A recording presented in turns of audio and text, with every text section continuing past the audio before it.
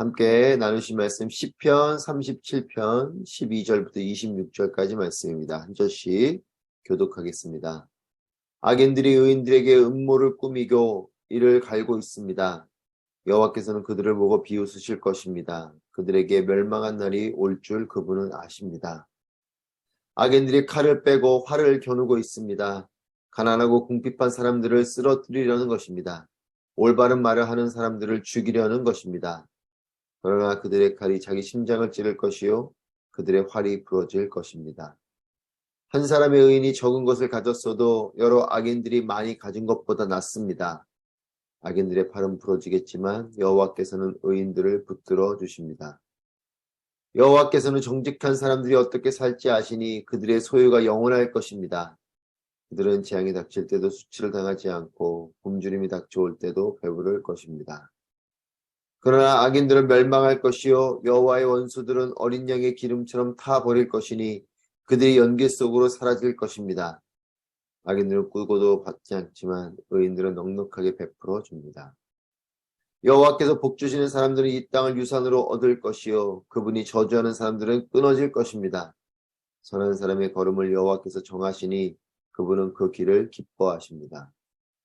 그는 넘어지더라도 아주 엎어지지 않을 것입니다. 여호와께서 그 손으로 붙잡아 주시기 때문입니다. 내가 젊었으나 이렇게 늙어서나 의인이 버림받거나 그 자녀들이 구걸하는 것을 본 일이 없습니다. 함께 있습니다.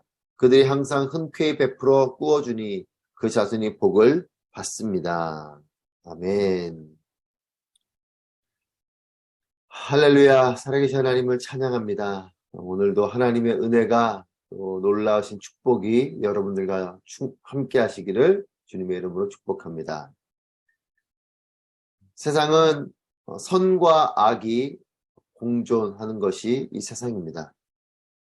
그리고 많은 경우 의인이 악인에게 또 억울한 일을 당하게 되기도 합니다. 의가 옳은 것이고 또한 의가 승리하길 바라지만 또 많은 경우 의가 어려움을 당하고 또 억울한 일을 당하는 경우가 있습니다. 12절 말씀 같이 읽습니다. 악인들이 의인들에게 음모를 꾸미고 이를 갈고 있습니다. 악인들이 의인들을 향해서 음모를 꾸민다. 그리고 이를 갈고 있다. 악인들이 의인들을 향해서 음모를 꾸미고 우는 사자처럼 그렇게 이를 갈고 있는 이런 상황들이 있다는 것이죠. 보이지 않는 세계 속에서는 사탄이 그렇게 우리를 우는 사자와 같이 웅크리고 있으면서 우리를 넘어뜨리려고 그렇게 우리를 바라보고 있습니다. 하나님의 뜻을 따라 살아가고 또 선을 행하는 그런 삶을 사는데 이처럼 악인들이 득세하고 또 악인들이 나를 힘겹게 할 때가 있는 것이죠. 하지만 이런 상황 가운데서도 하나님께서 우리에게 말씀하시는 것은 두려워하지 말고 억울해하지 말라는 것이에요. 그렇게 음모를 꾸민다고 해서 두려워하거나 또는 우는 사자처럼 그렇게 이를 갈고 있는 이런 상황 때문에 억울해하지 말라는 것입니다. 13절 말씀입니다. 여호와께서는 그들을 보고 비웃으실 것입니다. 그들에게 멸망한 날이 올 줄 그분은 아십니다. 비록 악인들이 음모를 꾸미고 일을 가는 일이 있지만 그것 때문에 두려워하거나 억울하지 말라는 것은 하나님께서 그들을 보고 비웃으신다는 것이에요. 그들에게 멸망한 날이 올 줄을 그 하나님이 알고 계신다라는 것입니다. 의인들이 악인들에게 이와 같이 억울한 일을 당하고 또는 음모를 당하고 또는 일을 가는 일과 같은 일들이 있어도 하나님께서는 그 악인들을 바라보면서 비웃으신다는 것입니다.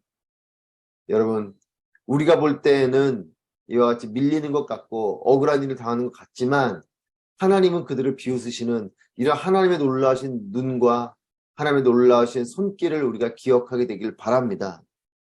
하나님께서 보고 계시고 하나님께서 알고 계신다는 것이죠.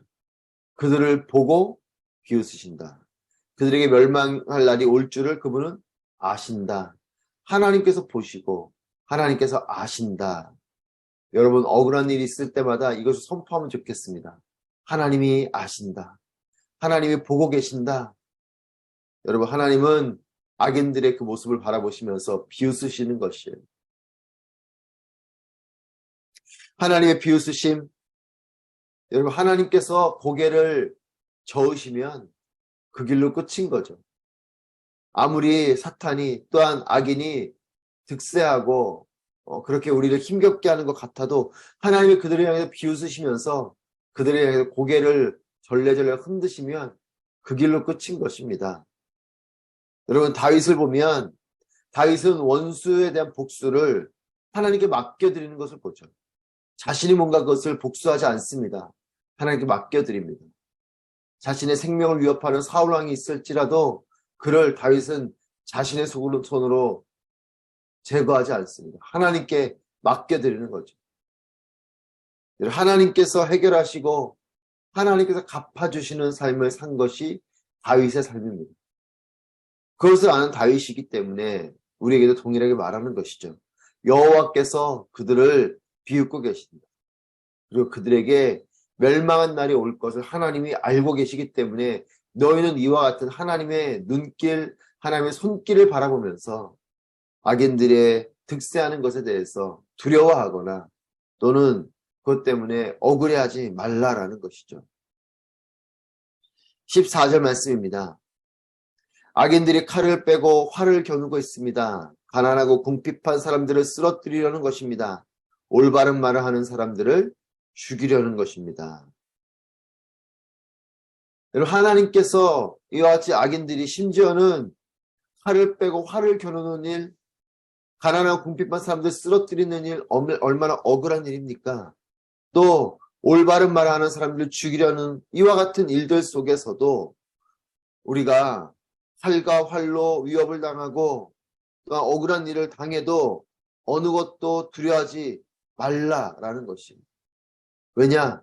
하나님이 그들을 바라보고 계시고 그들을 보시면서 비웃으시고 또 하나님의 손길로 또 하나님께서 그들의 멸망한 날을 알고 계시기 때문에 우리는 두려워하지 말라라는 것이죠. 여러분 그렇기 때문에 불안해하지 또 말라는 것입니다. 악인이 득세할 때 우리에겐 두 가지 마음이 들 수 있어요. 두려워하거나 불안해하고. 15절 말씀입니다. 그러나 그들의 칼이 자기 심장을 찌를 것이요 그들의 활이 부러질 것입니다. 칼이 자신의 심장을 찌르고 활이 부러질 것이다. 아무리 그들이 칼을 빼고 활을 겨누고 있지만 이 칼과 활이 우리를 향하는 것이 아니라 그 악인을 향한다는 것입니다. 여러분 우리는 에스더서를 보면서 하만의 일을 기억하지 않습니까? 모르드게를 뿐만 아니라 유대 민족을 죽이려고 했었던 그의 계략이 결국은 높은 장대에 모르드게를 매달려고 했었던 그 높은 장대에 자신이 매달리게 되고 또 유대 민족을 죽이려고 했었지만 유대 민족은 살아나고 그들을 해하려고 하는 해하려고 하는 자들이 어려움을 겪게 되는 것처럼 자신이 우리를 향해서 들이댔던 칼과 활이 자신에게 향하는 여러분 그렇기 때문에 하나님의 손길, 하나님의 눈길을 우리가 바라보는 것이 우리의 믿음인 것이에요. 그 순간에는 악인들에게 밀리는 것 같고 억울한 일이 있지만 하나님이 함께 하시기 때문에 하나님이 그것을 역전을 이루어 주시는 것이죠. 하나님의 역전승이 거기에 있는 것입니다. 나를 향해 칼끝이 있는 줄 알았는데 결국 그 칼끝이 상대방을 향해 가게 되는 거예요. 내가 지는 줄 알았는데 내가 죽는 줄 알았는데 내가 죽는 것이 아니고 내가 지는 것이 아니고 상대방이 그와 같은 것을 겪게 되는 이런 하나님의 역전승이 있는 것입니다. 여러분 경기도 보면 내가 정말 잘해서 이기는 경기도 있지만 상대방이 잘 못해서 우리가 이기게 되는 경기도 있는 것이죠. 나는 그냥 있었는데 승리가 나에게 찾아온 것입니다. 내가 뭔가 승리를 이루고자 애썼다기보다 나는 그냥 있었는데 그냥 승리가 찾아온 것이죠. 하나님께서 그렇게 원수들을 우리로부터 악인들을 우리로부터 이렇게 제거하시고 또 우리가 승리할 수 있도록 인도해 주신다는 것입니다. 다윗은 그걸 다 알고 있는 것이죠. 그렇기 때문에 원수에 대해서, 복수에 대해서 하나님께 맡겨드리는 그의 모습을 봅니다. 우리 역시도 마찬가지입니다. 하나님께 맡겨드리십시오. 억울한 일도 하나님께 맡겨드리십시오. 두렵고 불안한 일도 하나님께 맡겨드리십시오. 하나님의 승리가 우리 가운데 임하게 될 것입니다. 16절 말씀입니다. 한 사람의 의인이 적은 것을 가졌어도 여러 악인들이 많이 가진 것보다 낫습니다. 사랑하는 여러분, 하나님의 계산과 우리의 계산이 다른 것을 우리는 성경을 통해서 여러 차례 경험하게 됩니다. 하나님의 계산과 우리의 계산이 다른 거죠. 우리의 계산은 많은 것을 가지는 것이 나은 것 같은데 그렇지 않습니다. 한 사람의 의인이 적은 것을 가졌지만 이것이 여러 악인들이 많이 가진 것보다 낫다라는 것이죠. 숫자보다 우선되는 것은 무엇이냐면 능력인 것이에요. 많이 있다고 승리하는 것이 아닙니다. 능력 있는 자가 승리하는 것이죠. 소수여도 의인이 다수여도 악인보다 나은 것입니다. 여러분, 수가 적어도 능력 있는 자가 승리하는 것이죠. 하나님께서 함께 하시는 싸움, 이 싸움을 싸운 사람이 다윗이죠. 여러분, 그래서 다윗과 골리앗을 볼 때에도 골리앗이 얼마나 큰 장수입니까? 그리고 소년 다윗이 얼마나 작은 자입니까? 그럼에도 불구하고 승리는 다윗에게 있었습니다. 크다고 많다고 이기는 것이 아니에요. 능력 있는 자가 이기는 것이죠. 특별히 하나님의 능력을 입은 자가 진정한 승리를 하게 되는 것입니다. 그렇기 때문에 하나님 편에 서면 하나님께서 주시는 승리를 맛보게 되는 것입니다. 골리앗이 훨씬 커 보이지만 하나님 편에 선 다윗에게 능력이 있는 것이죠. 사랑하는 여러분, 우리 역시도 하나님의 능력이 여러분들 가운데 충만하시기를 축복합니다. 하나님의 능력을 입은 자가 작아도 적어도 연약해도 그 사람이 더 나은 것이요, 그 사람이 승리하게 되는 사람이 되는 것이에요. 저는 오늘 이 아침에 우리 마음 가운데 다짐하길 원하는 것은 하나님 편에 서신 여러분 되시길 축복합니다. 원수가 있고 악인들이 있고 우리를 넘어뜨리려 하는 영적인 사단의 공격이 있을지라도 하나님 편에 선 우리는 승리하게 될 것입니다. 하나님께 서면 하나님께서 주시는 능력이 임하게 되기 때문에 그렇습니다. 이 시편 기자는 계속해서 악인과 의인에 대해서 비교하면서 설명을 하고 있습니다. 여러분, 의인, 악인, 이것에 대한 기준과 결정이 누구에게 있겠습니까? 그것은 하나님께 있는 것이에요. 우리 편에서 악인이다, 우리 편에서 의인이다 하는 것이 아니고 하나님의 기준에 따라 의인이요 악인인 것이고, 또한 이것에 대한 결정도 하나님께서 하시는 것이죠. 그래서 이 의인에 대한, 악인에 대한, 이들에 대한 축복과 또 저주도 하나님께로부터 오는 것입니다. 의로운 자들을 향한 축복은 하나님의 결정에 따라 오는 것이요, 악인에 대한 저주도 하나님의 결정에 따라 오는 것이죠. 20에서 22절 말씀 보시겠습니다. 그러나 악인들은 멸망할 것이요 여호와의 원수들은 어린 양의 기름처럼 타버릴 것이니 그들이 연기 속으로 사라질 것입니다. 악인들은 꾸고도 갚지 않지만 의인들은 넉넉하게 베풀어 줍니다. 여호와께서 복 주시는 사람들은 이 땅을 유산으로 얻을 것이요 그분이 저주하시는 사람들은 끊어질 것입니다. 여러분, 하나님은 악인들은 제어하시고 의인들은 돌아보십니다. 여러분, 그렇기 때문에 그들이 뭔가 나를 위협할 것 같고 그런 상황들이 나를 사로잡을 것 같지만 그렇지 않아요. 하나님이 제어하시는 것입니다.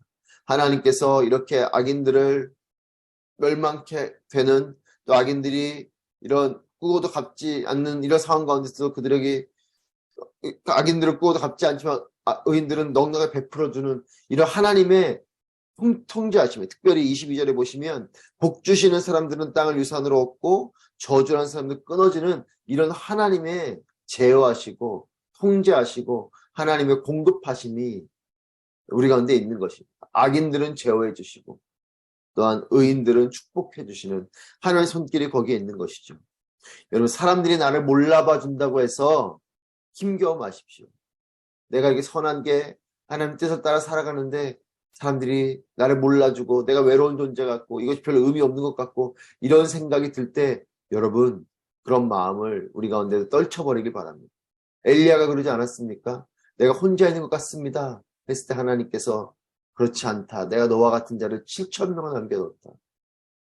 여러분, 하나님께서 그 모든 상황들을 계속해서 인도해 가고 계신 것이에요. 아합 왕이 득세하는 이런 상황 가운데서 홀로 있는 엘리야, 홀로 있는 것과 같은 마음을 가진 엘리야였지만 그렇지 않았던 것이죠. 우리의 삶도 마찬가지입니다. 하나님께서 의인에게는 복을 주시고 악인에게는 저주를 주시는 하나님의 손길이 그 가운데 있는 것입니다. 그렇기 때문에 사람들이 나를 몰라준다고 힘겨워 마시고 하나님께 마음을 다한 우리를 하나님께서는 돌아봐 주시는 것입니다. 저는 여러분의 삶을 하나님께서 돌보아 주시고 인도해 주시는 삶이 되시길 축복합니다. 여러분, 사람이 돌보는 삶보다 더 복된 삶은 하나님이 돌봐 주시는 삶인 것이에요. 사람들이 바라봐주고 박수 쳐주는 삶보다 더 복된 삶은 하나님이 바라보시고 하나님이 박수 쳐주시는 삶이 가장 복된 삶인 것입니다. 여러분, 하나님께서 돌아보시는 삶이 최고의 삶인 것임을 다시 한번 믿고 마음에 다짐하시길 축복합니다. 하나님이 여러분의 삶을, 저의 삶을 돌아보고 계십니다. 그리고 보이지 않는 곳에서, 은밀한 곳일지라도 하나님 앞에 성실하게 하나님 뜻을 이루며 살아가는 그 삶을 하나님은 분명히 돌아보시고 그의 삶을 축복하십니다. 그 대표적인 사람이 요셉이죠. 보디발의 아내가 그렇게 자신을 유혹하고 하지만 그 은밀한 자리 가운데 요셉은 하나님을 향한 마음을 지켰습니다. 그 누구도 그것을 알아주실 수 없어요. 그 누구도 알 수 없는 것이지만 하나님이 그를 보고 계셨습니다. 그리고 하나님이 그를 책임져 주시고 그를 인도해 주신 것이죠. 여러분, 사람들 눈앞에서 살아가는 삶이 아니라 하나님 눈앞에서 살아가는 삶이 되시길 축복합니다. 사람들의 손길을 의지하여 살아가는 삶이 아니라 하나님의 손길을 의지하며 사는 삶이 되시기를 바랍니다. 23절 말씀입니다. 선한 사람의 걸음을 여호와께서 정하시니 그분은 그 길을 기뻐하십니다. 여러분, 우리의 삶은 멈춘 것 같지만 그렇지 않죠. 우리의 삶은 계속해서 걸어가는 삶인 것입니다. 여러분, 가장 복된 삶은 무엇인가? 이 걸음을 잘 걷는 삶이 가장 복된 삶입니다. 여러분, 어느 한순간은 괜찮은데 가다가 넘어지고 쓰러지고 잘못된 길로 가는 삶이 된다면 그것은 우리에게 참으로 안타까운 것이죠. 시작은 잘했는데 여러분, 가다가 잘못 가는 사람들이 있어요. 하나님 뜻에 따라 광야를 걸어가지만 여러분, 끝까지 가나안을 향해 나아가는 것이 중요한 것이죠. 우리의 삶은 멈추는 삶이 아니고 우리의 삶은 계속해서 걸어가는 삶인 것입니다. 가장 복된 삶은 이 걸음을 잘 걷는 삶인 거죠. 여러분, 이 걸음은 어떻게 잘 걷는가? 어떤 길이 가장 잘 걷는 길인가? 오늘 23절 말씀. 여호와께서 정하시고 그 길을 기뻐하시는. 여러분, 이것이 가장 복된 길을 걸어가는 것이죠. 하나님께서 정해주신 그 길, 그리고 하나님은 그 길을 기뻐하십니다. 그 길을 우리도 걸어가야 되는 것이에요. 내가 원하는, 내가 정하고 내가 기뻐한 길을 걸어가는 것이 아니고 하나님이 정하신 길, 하나님께서 기뻐하시는 길을 우리도 걷는 것입니다. 이것이 부르심이요, 이것이 사명자의 삶인 것이죠. 사랑하는 여러분, 오늘 이 아침에 여러분에게 권면하는 것은 우리도 이 길을 힘껏 걸어가게 되시기를 축복합니다. 하나님께서 정해주신, 하나님께서 불러주신 그 길을, 하나님께 기뻐하시는 것을 나도 기뻐하며 힘껏 걸어가는 삶, 이것이 진정한 복된 삶인 것이에요. 여러분, 내가 하나님을 위해 그 길을 걸어가는 것 같지만 그렇지 않습니다. 나를 위해 그 길을 정해주신 것이에요. 부르심은 하나님을 위한 것이 아니라 우리를 위한 것입니다. 하나님의 뜻을 이루는 삶은 하나님을 위한 것이 아니라 우리를 위한 것이에요. 하나님이 기뻐하시는 그 길을 걸어가는 것, 내가 손해보는 삶이 아니라 그 길을 걸어가는 것이 우리에게 가장 득이 되는 삶이요, 가장 복된 삶인 것입니다. 24절 말씀 같이 읽겠습니다. 그는 넘어지더라도 아주 엎어지지 않을 것입니다. 여호와께서 그 손으로 붙잡아 주시기 때문입니다. 아멘. 여러분, 하나님의 길을 가도 넘어질 때가 있어요. 하나님의 길을 간다고 다 평탄하지 않습니다. 때론 좁은 길도 있고 가시밭길도 있고 또 돌뿌리에 걸려서 넘어지는 이런 돌밭을 걸어갈 때도 있습니다. 하지만 중요한 건 무엇입니까? 넘어지기는 하지만 아주 엎어지진 않는다. 넘어짐은 있을지라도 실패하는 삶이 아니라는 거죠. 사랑하는 여러분, 사단은 끊임없이 우리에게 말합니다. 하나님의 길을 가다가 넘어질 때 우리에게 손가락질하면서 그것 봐라, 그 길이 무슨 의미가 있냐, 그것 봐라, 그렇게 사는 것이 너에게 무슨 그렇게 이득이냐, 너의 그렇게 걸어가는 그 길은 복된 삶이 아니고 너에게 저주가 되는 삶일 것이다 라고 조롱합니다. 느헤미야가 성벽을 세울 때 도비아와 같은 자들이 조롱하듯이 그 묵묵히 사명을 감당하는 자를 향해 조롱하는 눈길들, 그런 손길들이 있는 거죠. 하지만 여러분, 넘어짐이 있어요. 근데 중요한 건 아주 엎어지는 것은 아니라는 거예요.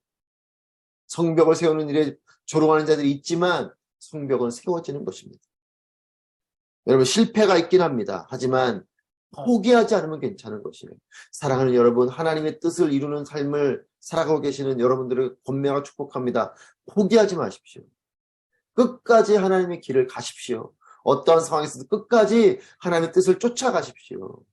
넘어지긴 하지만 완전히 엎어지는 삶은 아닌 것이에요.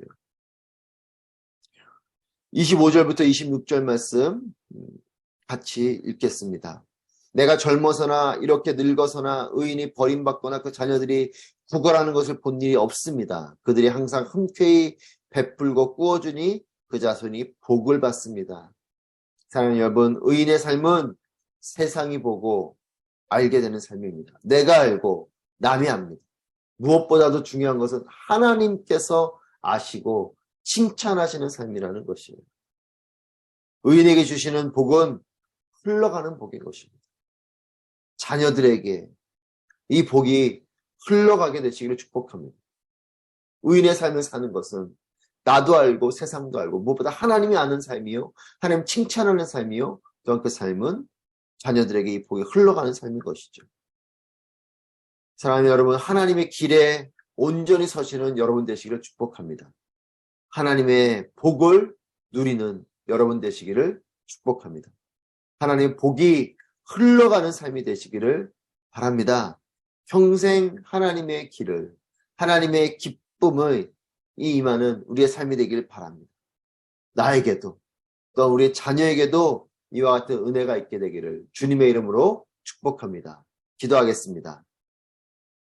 오늘 말씀을 통하여서 함께 기도하실 때에 하나님, 모든 상황 속에서 하나님의 길에 서게 하여 주시옵소서.